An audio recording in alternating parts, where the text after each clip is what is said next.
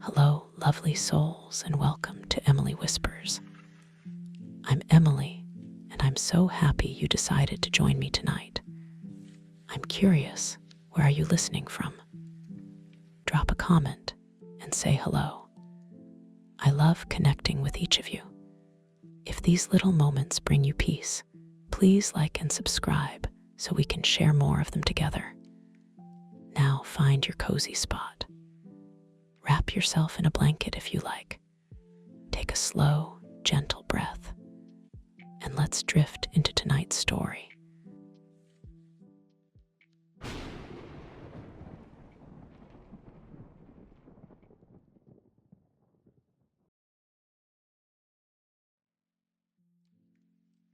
I had driven through 3 states in 12 hours, pushing myself beyond my normal limits in an effort to reach my brother's graduation in Seattle before the ceremony. What should have been a straightforward 8-hour drive from my home in Boise had been complicated by unexpected construction delays, a flat tire that required a 2-hour wait for a tow truck, and my own stubborn refusal to stop for proper rest breaks. By 5 in the morning, exhaustion was making my eyelids heavy, and I knew I had no choice but to pull over for at least a short break before continuing the final stretch into Washington, the rest stop. I chose appeared unremarkable in the pre-dawn darkness, a standard state facility with the usual concrete building housing restrooms and vending machines, surrounded by a few picnic tables and a small parking area. At this early hour, the place was completely deserted, which I actually preferred. I had always felt slightly uncomfortable at crowded rest stops, particularly as a woman traveling alone. And the solitude meant I could stretch my legs and use the facilities without having to interact with strangers or worry about my safety. I pulled my silver sedan into a parking space near the restroom building and sat for a moment, letting the engine idle while I gathered my things. The silence was profound. No traffic noise from the interstate, no sounds of other travelers, just the quiet hum of my car's engine and the distant sound of early morning birds. I checked my phone and saw that I had about 2 hours of driving left before reaching Seattle, which meant I could afford a 10-minute break to splash water on my face and grab a coffee from the vending machine as I stepped out of my car. I felt the cool mountain air against my skin, a welcome relief after hours in the stuffy interior of my vehicle. I locked the car out of habit, though it seemed unnecessary in such an isolated location, and walked toward the restroom building. The motion sensor lights came on as I approached, illuminating the concrete structure and casting harsh shadows that made the empty parking area look even more desolate. The women's restroom was exactly what I expected: institutional tile floors, fluorescent lighting, and the antiseptic smell of industrial cleaning products mixed with the underlying mustiness that seemed to permeate all public facilities. I was relieved to find it relatively clean and well maintained, though the harsh lighting made me look pale and exhausted in the mirror above the sinks. I splashed cold water on my face, ran wet fingers through my hair, and took a moment to stretch my back, which ached from the long hours of driving it was as I was preparing to leave the restroom that I first noticed something was wrong. Through the small ventilation window near the ceiling, I caught a glimpse of movement in the parking area outside. Someone was crouched beside my car, though from my angle inside the restroom, I couldn't see exactly what they were doing. My initial thought was that perhaps another traveler had arrived and was having car trouble. But something about the furtive way the figure was moving made me hesitate. I pressed myself against the wall beneath the window and tried to get a better view without exposing myself. What I saw made my stomach drop with fear. A man in dark clothing was lying on his back, apparently sliding himself underneath my car. This wasn't someone seeking help or dealing with their own vehicle problems. This was someone deliberately hiding beneath my car, positioning himself where I wouldn't be able to see him when I returned. The implications hit me immediately. When I walked back to my car, the man would be directly beneath it, probably intending to grab my ankles or legs when I approached the driver's door. Even if his intentions weren't immediately violent, being pulled to the ground in this isolated location would leave me completely vulnerable to whatever he had planned. The calculated nature of his positioning suggested this wasn't a random encounter. He had specifically chosen my car and was lying in wait like a predator. My hands began to shake as I realized the full scope of my predicament. I was alone at a deserted rest stop in the middle of nowhere, with no other travelers around to help me. My car keys were in my pocket, but reaching my vehicle would require walking directly over the spot where the man was hiding. Even if I ran toward my car, he would have the advantage of surprise and could easily grab me before I could unlock the door and get inside. My first instinct was to call for help. But when I pulled out my phone, I discovered I had no cell signal. The remote location that had seemed peaceful just minutes earlier was now a trap, cutting me off from any possibility of summoning assistance. I was completely on my own, with a predator waiting just outside, and no way to escape without confronting him directly. I forced myself to think rationally, despite the panic flooding my system. I couldn't stay in the restroom forever. Eventually, the man would realize I wasn't coming out and might decide to come looking for me. The building had only one entrance, which meant he could easily trap me inside if he chose to.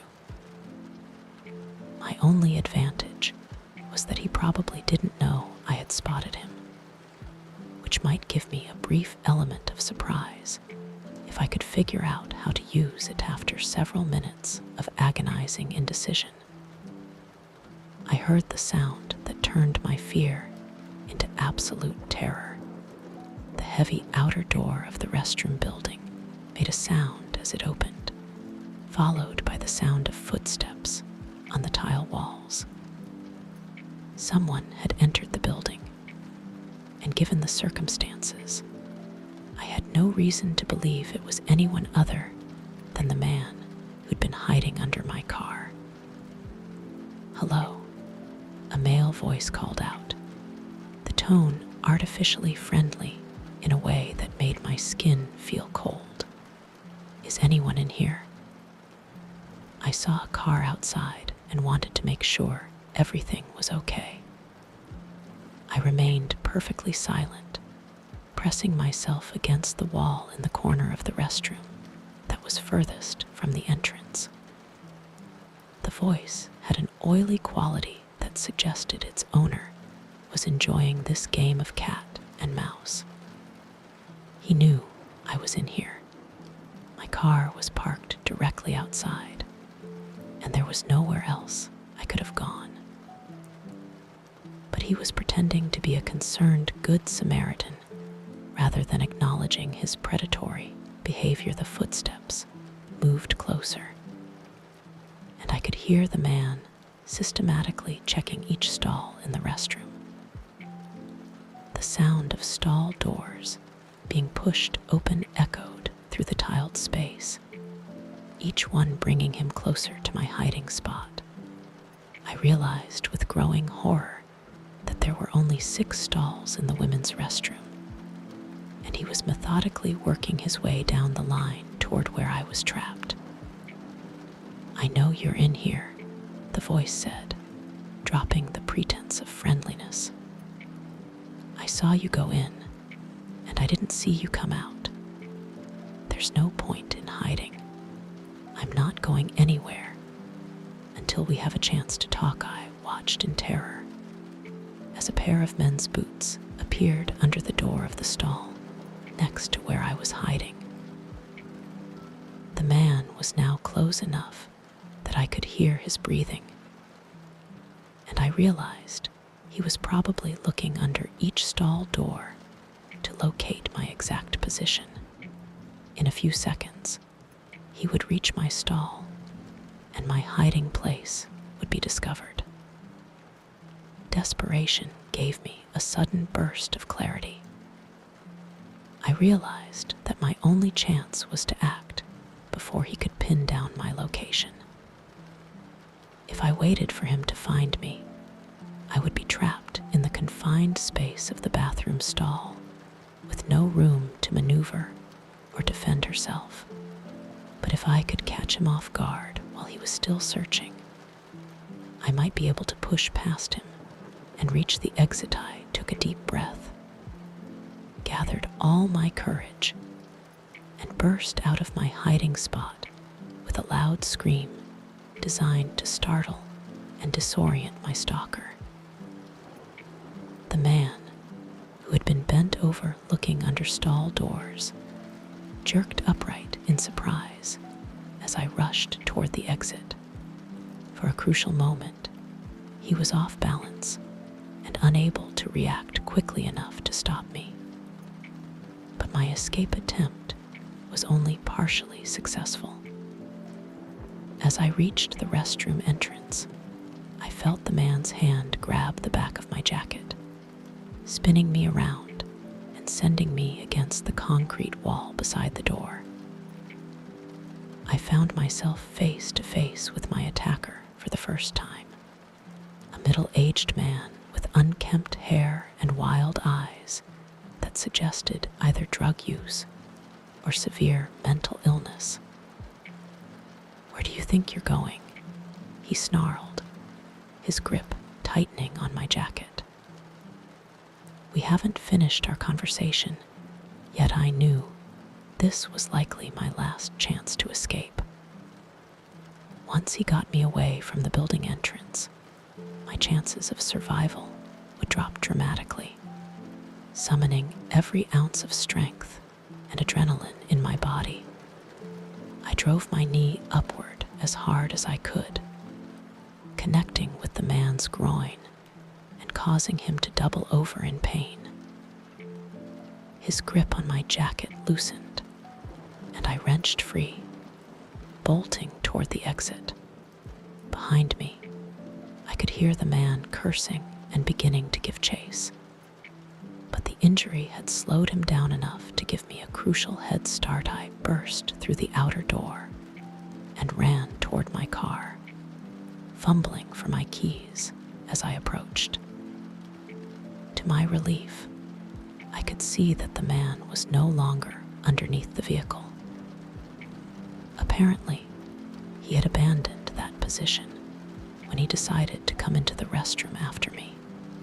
I reached my car and managed to unlock it just as the man emerged from the restroom building. Still moving gingerly, but clearly intent on continuing his pursuit. I threw myself into the driver's seat, locked the doors, and started the engine in one fluid motion, backing out of the parking space before my attacker could reach the vehicle. As I sped away from the rest stop, I could see the man in my rearview mirror, standing in the parking area and watching my escape. The sight of him growing smaller in the distance was one of the most beautiful things I had ever seen, representing my freedom from what could easily have been a fatal encounter. I drove directly to the next town, where I found a police station and reported the incident. The officers took my statement seriously and promised to investigate the rest stop, though they warned me that without a license plate number or a better description of the suspect, prosecution would be difficult. They also noted that similar incidents had been reported at remote rest stops throughout the region, suggesting that my attacker might be part of a pattern of predatory behavior targeting solo travelers. The experience fundamentally changed how I approached travel safety. I never again stopped at isolated rest areas, particularly during early morning or late evening hours when few other travelers were around.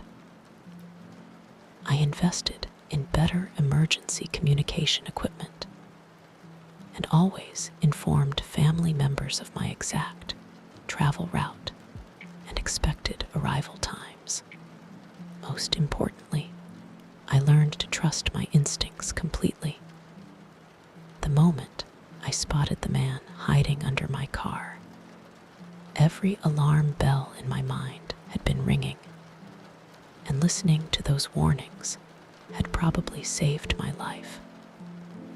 I eventually made it to my brother's graduation, arriving several hours late, but grateful to be alive. I never told my family the full story of why I was delayed, not wanting to cast a shadow over the celebration, but I carried the memory of that terrifying encounter as a permanent reminder that predators often strike when their victims are most vulnerable, tired, alone, and far from help. My escape had been as much about quick thinking and determination as it had been about luck. And I knew that not every woman in a similar situation would be fortunate enough to get away.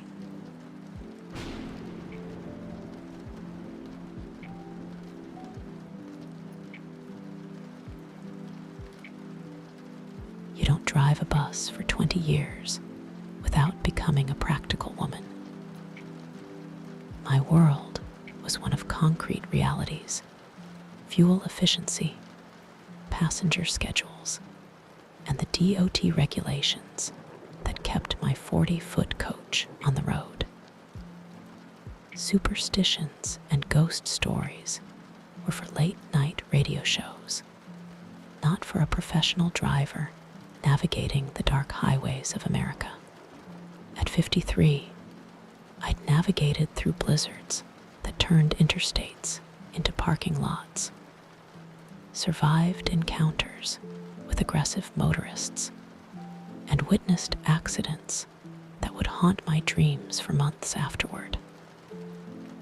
I dealt in the tangible world, which is why what happened on Highway 1 in California during the early morning hours of March 15th, 2017, challenged everything I thought I knew about the rational, predictable world I'd spent decades navigating. It began as a routine overnight run from San Francisco to Portland, carrying a handful of sleeping passengers who needed to be in Oregon before the workday began.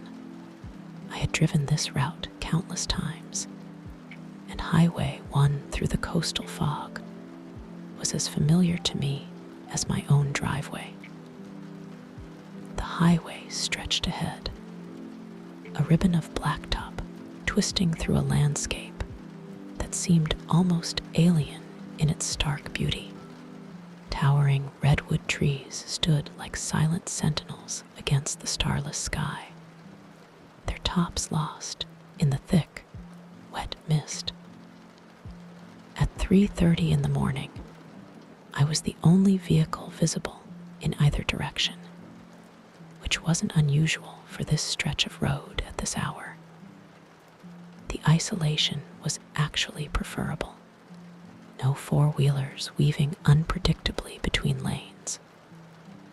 No construction zones to slow my progress. Just the steady rhythm of my diesel engine and the hypnotic white lines disappearing beneath my headlights. I had installed a dash cam system 6 months earlier, partly for insurance purposes, and partly because my company required all drivers to have video documentation of their routes.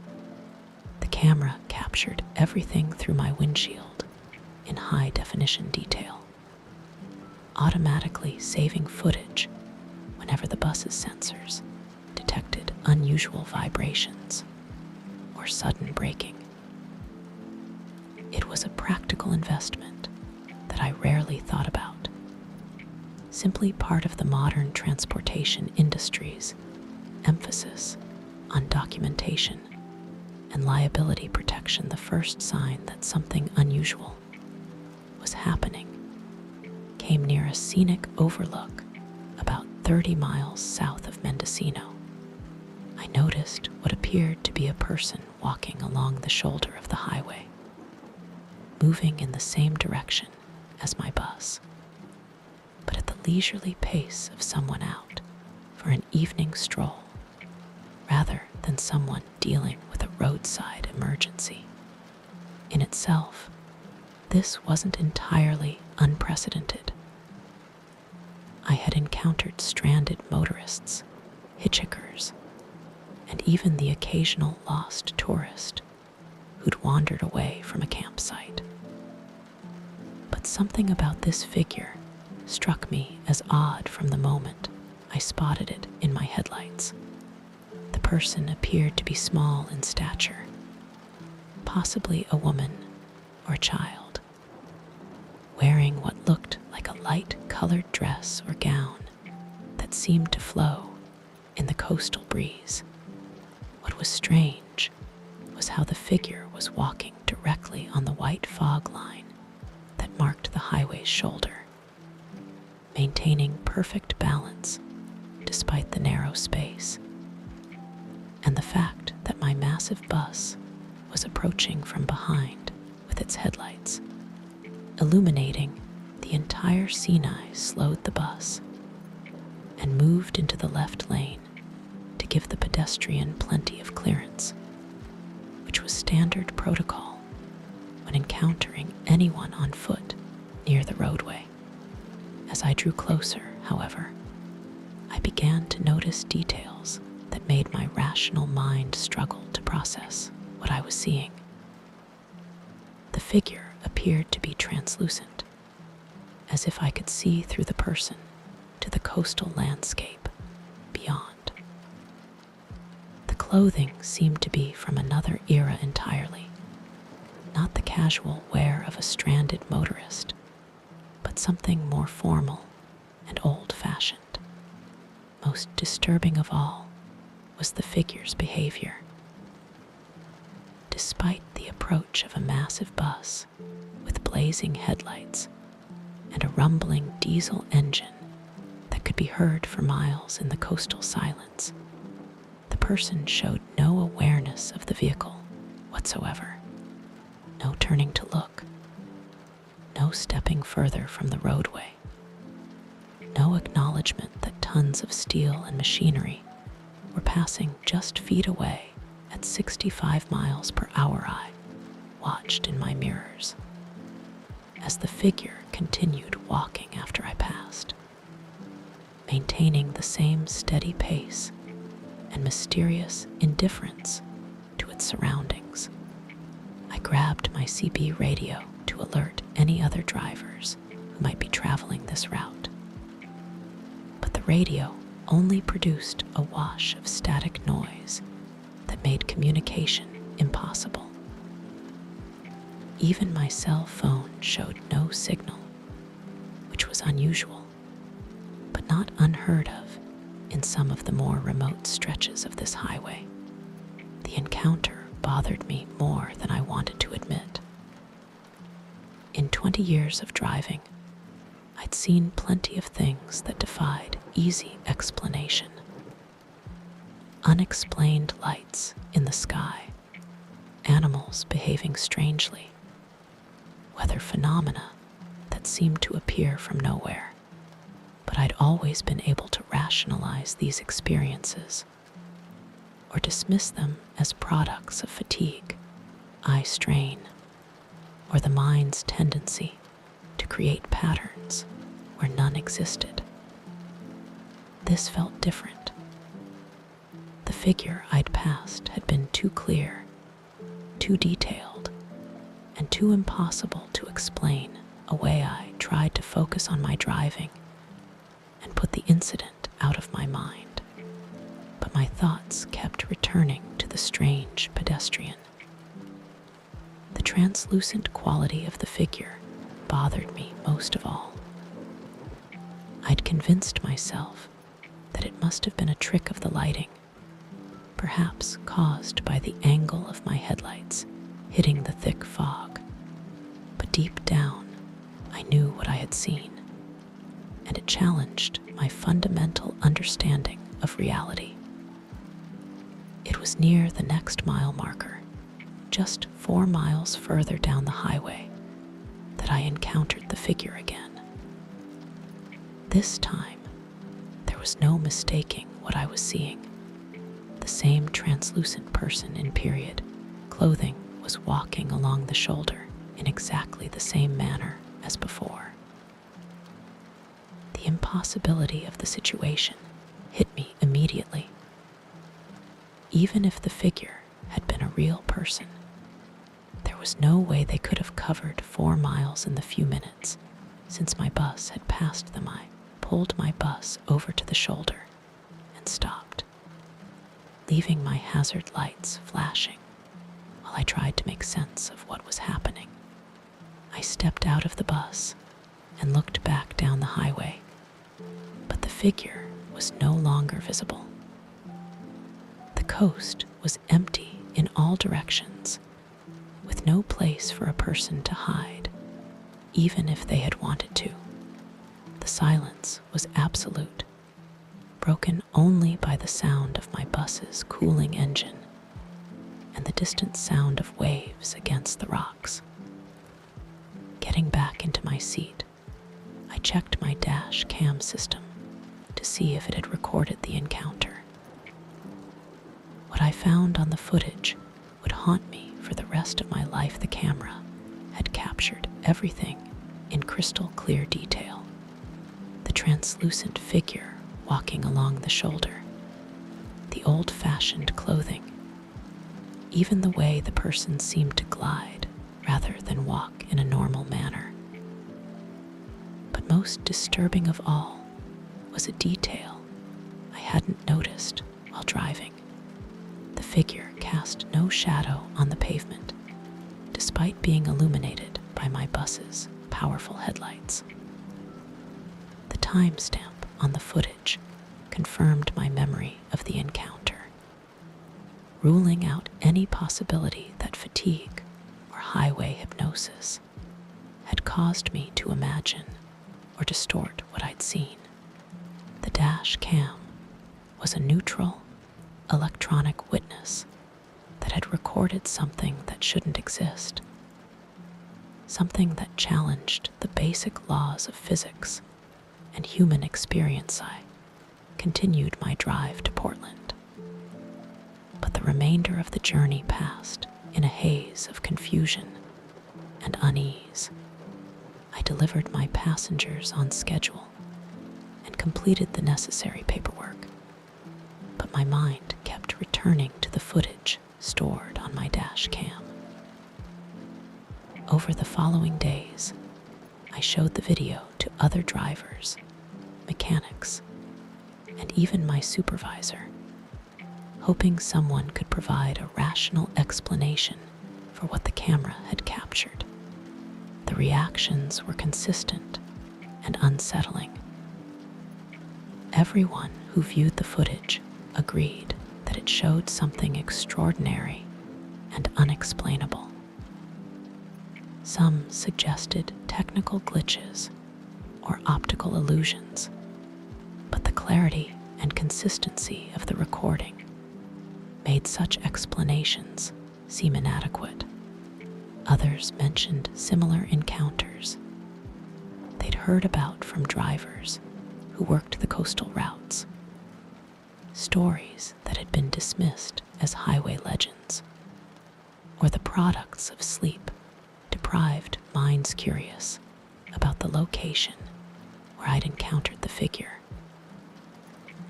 I began researching the history of Highway 1 and the surrounding coastal area. What I discovered added another layer of mystery to my experience. The stretch of highway where I'd seen the translucent figure passed through an area that had been the site of numerous fatal accidents over the years, many involving pedestrians who had wandered onto the roadway for reasons that were never fully explained. Local newspaper archives revealed accounts dating back decades of drivers reporting similar encounters. Translucent figures walking along the highway, always in the same general area, always displaying the same indifference to passing traffic. Most of these reports had been dismissed by authorities as products of fatigue, optical illusions, or attention-seeking behavior. But the consistency of the descriptions, combined with my high-definition footage, suggested a different, more chilling possibility.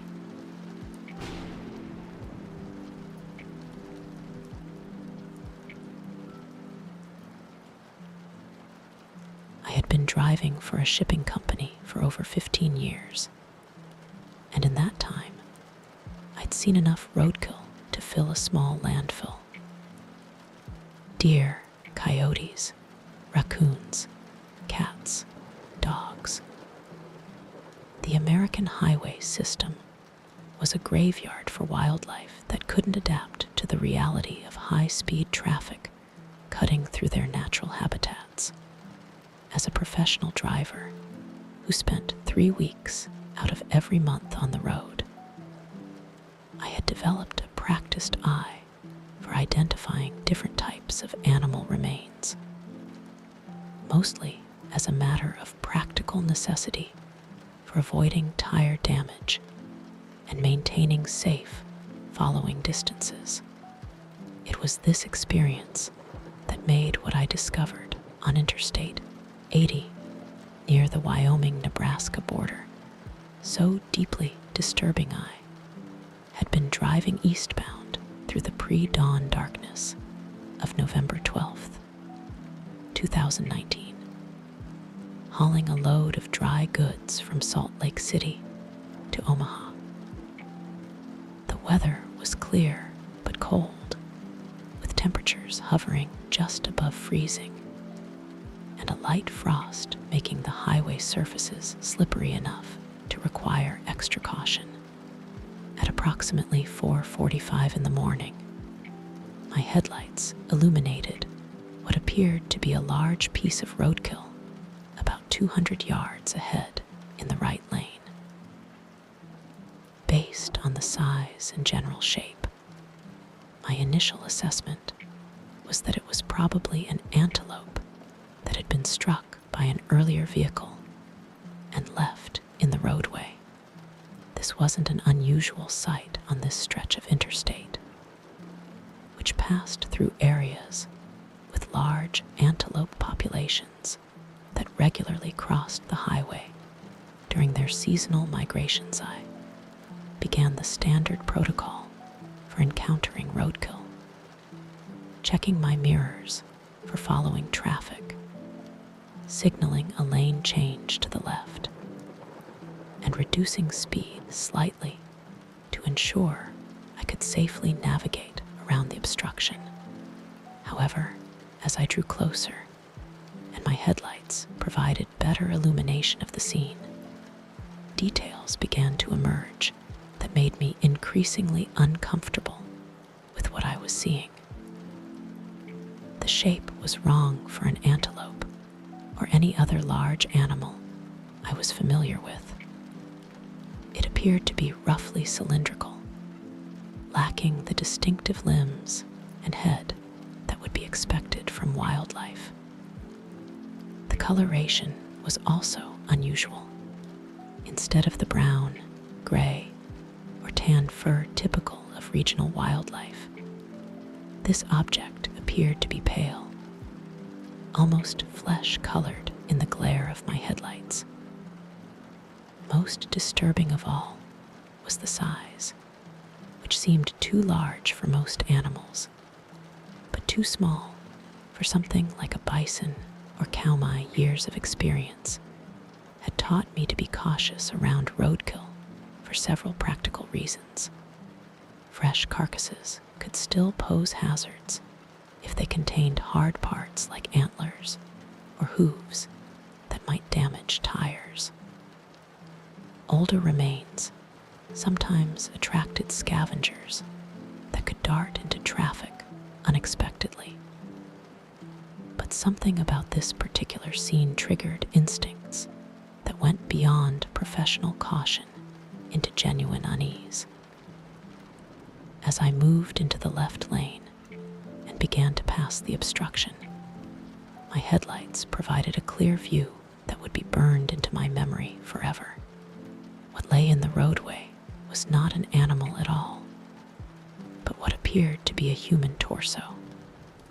Headless, limbless, and precisely dismembered in a way that suggested deliberate butchery rather than the random trauma of a vehicle collision. The torso was positioned lengthwise in the lane, as if it had been carefully placed there rather than accidentally deposited.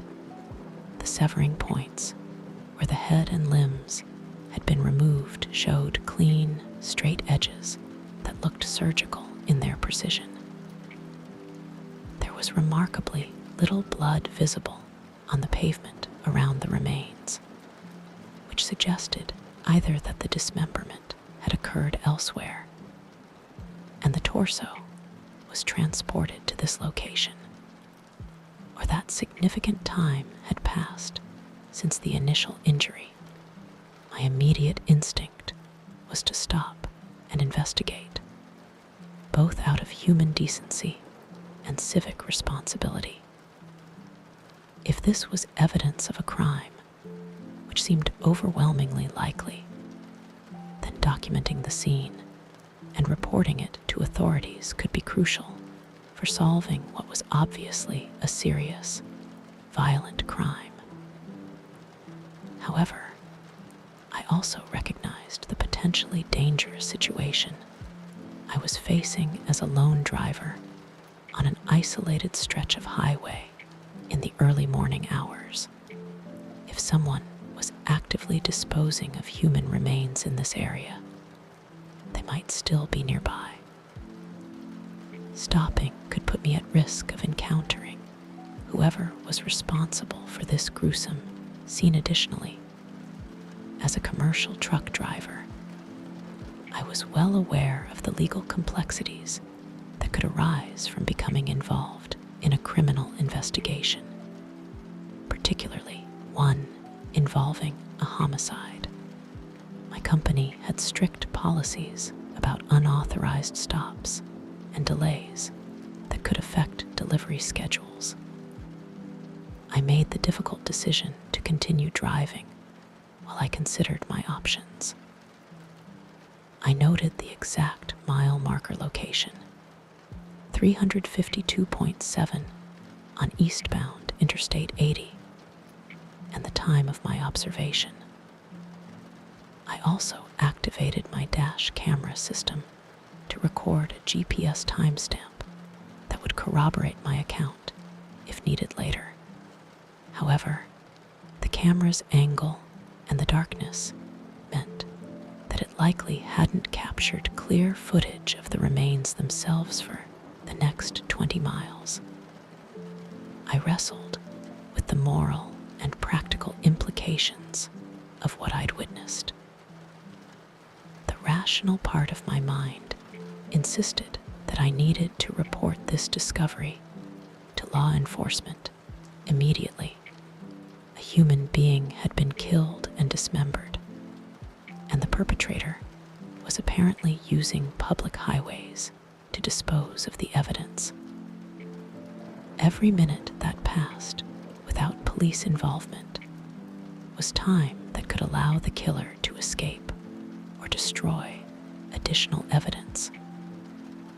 However, I also understood the realities of my situation as a long-haul trucker. Becoming a witness in a major criminal investigation would likely mean significant delays, missed delivery deadlines, and potential complications with my employer.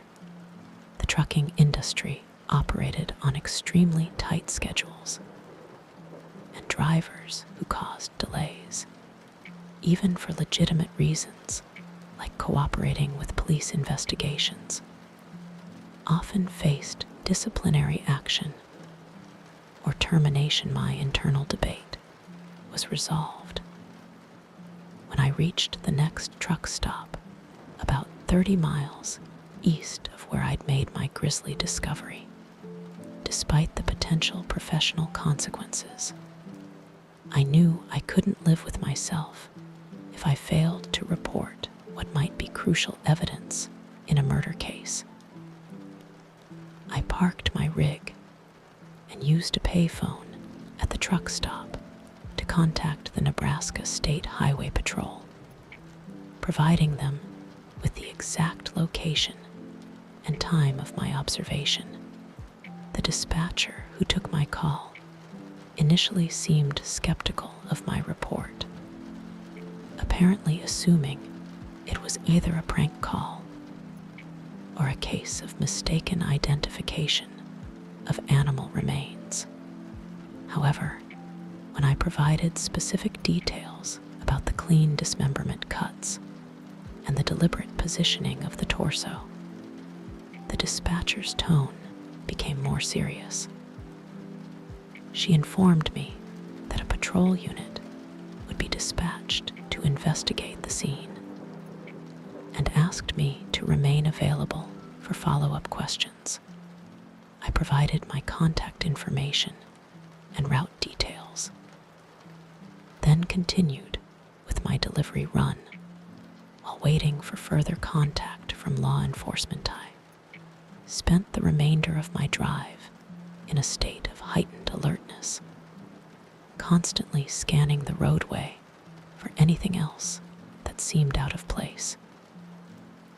The image of that precisely severed torso remained vivid in my mind, raising disturbing questions about who could have committed such a calculated act of violence.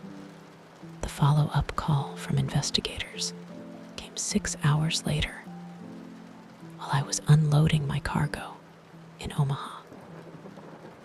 The state trooper who contacted me confirmed that they had located and secured the remains exactly where I had reported finding them.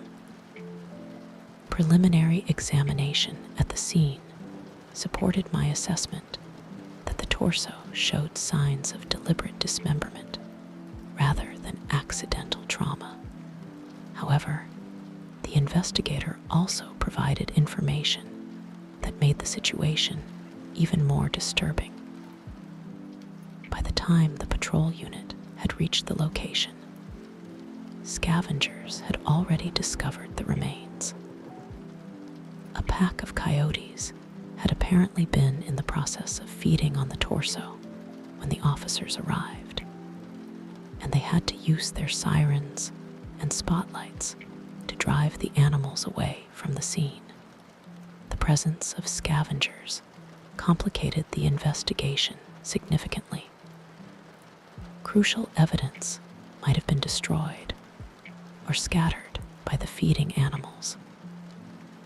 More importantly, if I had stopped to investigate when I first discovered the remains, I might have found myself in direct competition with a pack of hungry coyotes for access to what they perceived as a meal. The thought of being trapped between potential human killers and wild animals in the pre-dawn darkness of a remote highway made me grateful for my decision to continue driving the state investigation that followed would reveal even more disturbing details. The torso was eventually identified as belonging to a 34-year-old drifter who had disappeared from a small town about 200 miles away.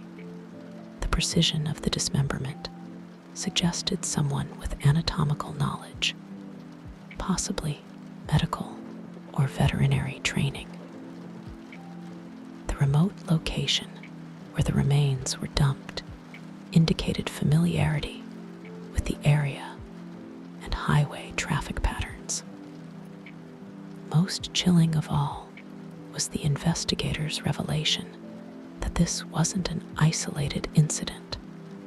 Over the past 2 years, several similar discoveries had been made along remote stretches of interstate highways in Nebraska, Wyoming, and Colorado.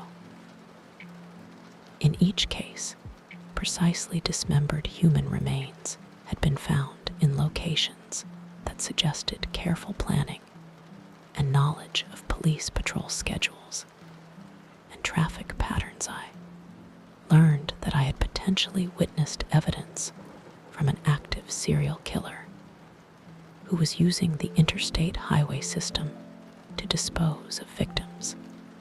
The killer appeared to be targeting transient individuals whose disappearances might not be immediately noticed or investigated. The precise dismemberment and careful disposal methods suggested someone who was organized, methodical, and likely to continue killing until apprehended.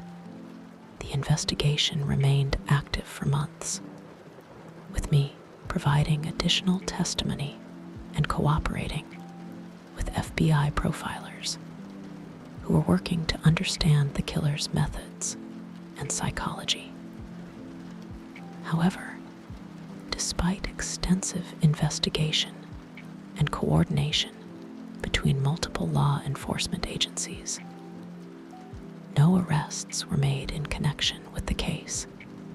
My discovery on Interstate 80 became part of a larger pattern of evidence that investigators hoped would eventually lead to the killer's identification and capture. However, the remote locations, careful disposal methods, and apparent randomness of victim selection made the case extremely challenging to solve. The killer seemed to understand how to exploit the vastness and isolation of America's highway system to commit crimes and dispose of evidence with minimal risk of detection. The experience fundamentally changed my perspective on long-haul trucking and highway travel in general. I became much more aware of the potential for criminal activity in remote areas and more cautious about stopping in isolated locations. I also developed a deeper appreciation for the role that that truck drivers and other highway travelers play as informal guardians of the interstate system, often serving as the only witnesses to crimes committed in areas too remote for regular police patrol. Years later, I still drive the same routes through Nebraska and the Dakotas, but I remain vigilant for signs of criminal activity or anything else that seems out of place. I know that somewhere out there, a methodical killer might still be using America's highways as a hunting ground and disposal site. The thought that I might someday encounter fresh evidence of these crimes keeps me alert and reminds me that the lonely stretches of interstate highway can hide secrets far more disturbing than simple roadkill. The case remains unsolved, filed among the growing number of highway-related crimes that challenge law enforcement's ability to investigate effectively across vast geographic areas. For me, the memory of that precisely dismembered torso serves as a permanent reminder that evil can appear in the most unexpected places, and that sometimes the most horrifying discoveries are the ones that look almost normal until you get close enough to see the terrible truth.